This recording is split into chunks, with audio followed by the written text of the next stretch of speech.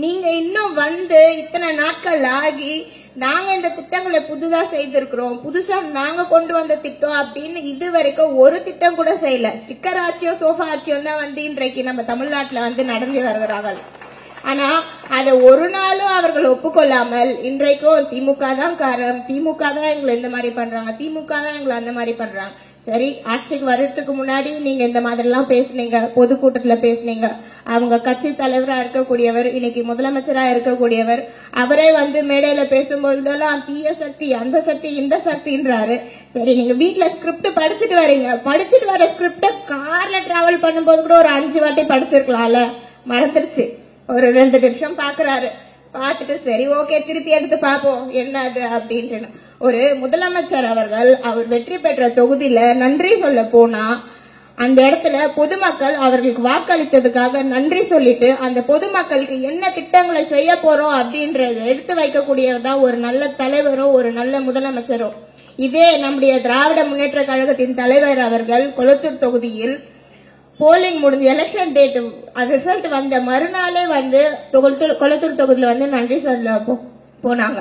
ஆனா எந்த ஒரு விமர்சனமோ எந்த ஒரு எதுவுமே வைக்காம பொதுமக்களை பார்த்து நன்றி மட்டுமே தெரிவித்து வந்தவர் நம்முடைய கழக தலைவர் அவர்கள்.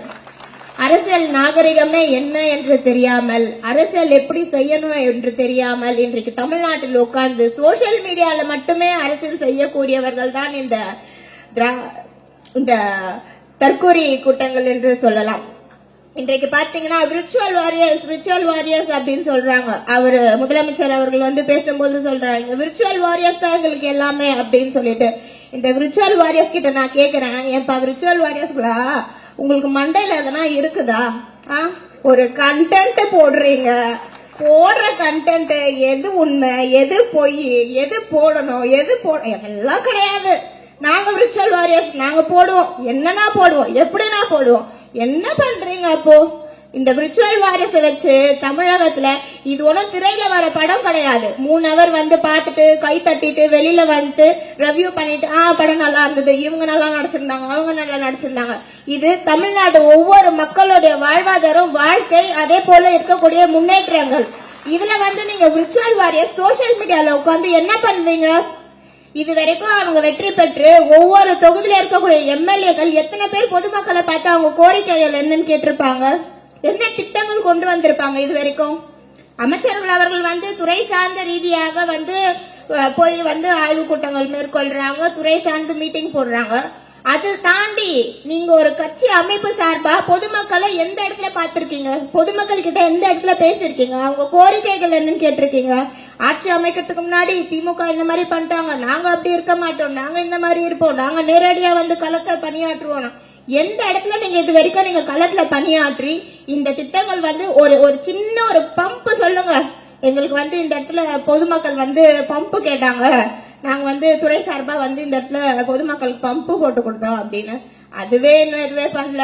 ஒவ்வொரு துறையிலயும் ஒவ்வொரு அமைச்சர்கள் இருக்கிறாங்க, அந்த அமைச்சருக்கு பதிலா வந்து யாரோ போயிட்டு வந்து கோட் எல்லாம் போட்டுட்டு இன்ஸ்பெக்ஷன் பண்றாங்க. இது எந்த நாட்டுல நடக்கும்? எந்த நடைமுறையில நடக்கும்? இது வரைக்கும் திமுக கடந்த 5 ஆண்டு காலம் ஆட்சியில இருந்தாங்க. இந்த 5 ஆண்டு கால ஆட்சியில வந்து துறை சார்ந்த அமைச்சர்கள் தவிர்த்து வேற யாராவது ஆய்வுகள் மேற்கொண்டிருப்பார்களா? வேற யாராவது பிரஸ் மீட் பண்ணிருப்பாங்களா? எந்த ஒரு பொறுப்பா இருந்தாலும் சரி, அது பாசிட்டிவோ நெகட்டிவோ அந்த துறை சார்ந்த அமைச்சர் தானே அதை பார்த்தாங்க, அதை பத்தி பேசினாங்க. இன்றைக்கு ஒரு மருத்துவமனையில வந்து அவங்க அணில இருக்காங்கன்னு கோட் போட்டுட்டு போய் பாக்குறாங்க, அது எந்த வகையில சரி? அதுக்கப்புறம் அதுக்கு ஒரு எக்ஸ்பிளனேஷன், அதுக்குள்ள அந்த விர்ச்சுவல் வாரியர்ஸ் எல்லாம் வந்துருவாங்க உடனே சோசியல் மீடியால ஃபைட் பண்றதுக்கு.